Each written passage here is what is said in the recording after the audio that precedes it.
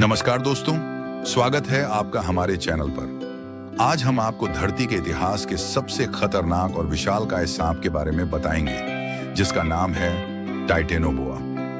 यह कोई साधारण सांप नहीं था, बल्कि लगभग 6 करोड़ साल पहले पृथ्वी पर विचरण करने वाला एक ऐसा विशालकाय जीव था, जिसके बारे में सुनकर आज भी रोंगटे खड़े हो जाते हैं। टाइटेनोबोआ या टाइटेनोबोआ सेरेजोनेसिस एक बहुत बड़ा सांप था, जो डायनासोर के विलुप्त होने के बाद पेलियोसीन युग के दौरान लगभग 58 से 60 मिलियन वर्ष पहले रहता था। यह विशाल सरीसृप अब तक खोजा गया सबसे बड़ा सांप है। टाइटेनोबोआ की खोज 2009 में अंतर्राष्ट्रीय वैज्ञानिकों की एक टीम ने कोलंबिया के सेरेजोन फॉर्मेशन में की थी, जो दुनिया की सबसे बड़ी ओपन पिट कोयला खदानों में से एक है। इस क्षेत्र में पाए गए जीवाश्म, जो कभी एक विशाल उष्णकटिबंधीय वर्षावन था, ने इन प्राचीन जीवों के जीवन और उनके द्वारा बसे पारिस्थितिकी तंत्र के बारे में अमूल्य जानकारी प्रदान की है। टाइटेनोबोआ एक कंस्ट्रक्टर था, जो आधुनिक समय के बोआ और अजगरों जैसा था।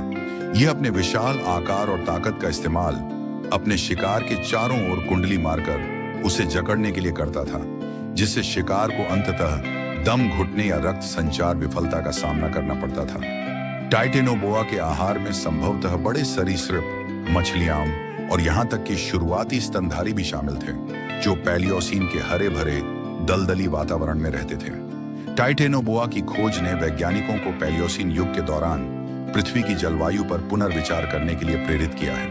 पहले यह माना जाता था कि डायनासोर के विलुप्त होने की घटना के बाद ग्रह का तापमान काफी ठंडा हो गया था। हालांकि इतने बड़े ठंडे खून वाले सरीसृप की मौजूदगी से पता चलता है कि पृथ्वी की जलवायु पहले की तुलना में बहुत अधिक गर्म थी, क्योंकि टाइटेनोबोआ जैसे जीव की चय अपचय आवश्यकताओं को पूरा करने के लिए गर्म जलवायु की आवश्यकता होती।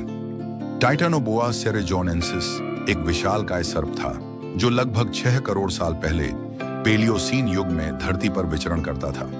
इसकी खोज और अध्ययन ने वैज्ञानिकों के सामने एक नए रोमांचक अध्याय को खोला है, जिसमें एक ऐसे जीव का वर्णन है जो किसी भी आधुनिक सर्प की कल्पना से परे है। इसकी लंबाई, वजन और शक्ति का अध्ययन यह दर्शाता है कि प्राचीन काल में धरती पर किस प्रकार के विशाल जीव रहते थे। टाइटेनोबोआ के अवशेष 2009 में कोलंबिया के सेरेजोन कोयला खदानों में मिले। यह जगह प्राचीन जीवाश्मों के लिए प्रसिद्ध है और यहां से कई अन्य प्राचीन जीवों के भी अवशेष मिले हैं। वैज्ञानिकों को टाइटेनोबोआ की हड्डियों और रीढ़ के कुछ हिस्सों के अध्ययन से इस विशाल सर्प के बारे में जानकारी प्राप्त हुई। टाइटेनोबोआ का आकार इसे धरती पर अब तक पाए गए सबसे बड़े सांपों में से एक बनाता है। इसकी अनुमानित लंबाई 42 से 47 फीट और वजन लगभग 1100 किलो था। इसकी मोटाई और चौड़ाई भी अत्यधिक थी, जिससे यह अपने शिकार को आसानी से जकड़ सकता था। वैज्ञानिकों ने इसके कंकाल का अध्ययन करके यह निष्कर्ष निकाला कि इसका शरीर मौजूदा एनाकोंडा और बोआ कंस्ट्रक्टर से भी बड़ा और मजबूत था। टाइटेनोबोआ उस समय के कोलंबिया के गीले और गर्म वर्षावनों में निवास करता था। उस समय की धरती का औसत तापमान आज के मुकाबले अधिक था, और यह उच्च तापमान इसके विशाल आकार को बनाए रखने के लिए आवश्यक था। वैज्ञानिक मानते हैं कि टाइटेनोबोआ का निवास स्थान मुख्यतः दलदली क्षेत्रों में था, जहां इसे अपने शिकार को पकड़ने में आसानी होती थी। टाइटेनोबोआ एक मांसाहारी शिकारी था, जो मुख्य रूप से मछलियां, मगरमच्छ जैसे जलचर और छोटे से मध्यम आकार के स्तनधारियों का शिकार करता था। इसका शिकार करने का तरीका अत्यधिक रोचक था, क्योंकि यह अपने शिकार को धीरे धीरे जकड़ता और मारता था। मजबूत पकड़ और ताकत के कारण इसका शिकार बच नहीं सकता था।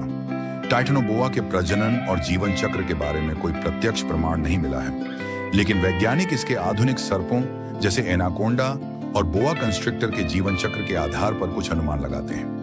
यह माना जाता है कि इसका जीवन काल भी काफी लंबा था, और यह बड़े आकार में विकसित होने के लिए वर्षों का समय लेता था। टाइटेनोबोआ की विलुप्ति का प्रमुख कारण धरती का ठंडा होना माना जाता है।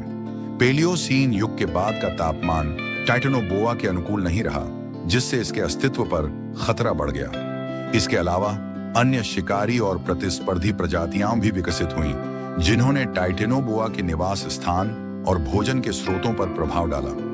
टाइटेनोबोआ के अध्ययन से वैज्ञानिकों को कई नए तथ्य मिले हैं। इसका अध्ययन यह समझने में मदद करता है कि प्राचीन काल में जीवों के विकास और उनके पारिस्थितिकी तंत्र पर जलवायु और पर्यावरण का कैसा प्रभाव पड़ता था। टिटानोबोआ के जीवाश्मों का अध्ययन करके वैज्ञानिकों को यह समझने में भी मदद मिलती है कि पेलियोसीन युग में धरती का पारिस्थितिकी तंत्र कैसा था।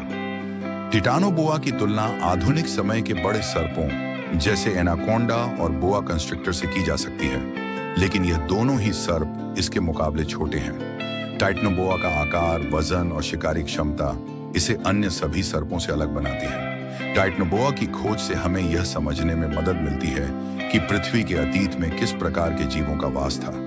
यह विशालकाय सर्प पृथ्वी के विकास के उस समय का प्रतीक है जब यहाँ का तापमान अधिक था और जीव जंतुओं के विकास पर इसका गहरा प्रभाव पड़ा था। टाइटनोबोआ का अध्ययन यह भी दर्शाता है कि कैसे जलवायु परिवर्तन ने जीवों के आकार, संरचना और उनके अस्तित्व को प्रभावित किया।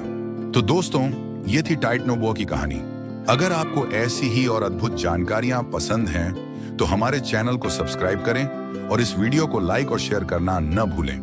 नीचे कमेंट में हमें बताइए कि अगर आप टाइटनोबोआ के सामने होते तो आपका क्या रिएक्शन होता। धन्यवाद और मिलते हैं अगले रोमांचक वीडियो में।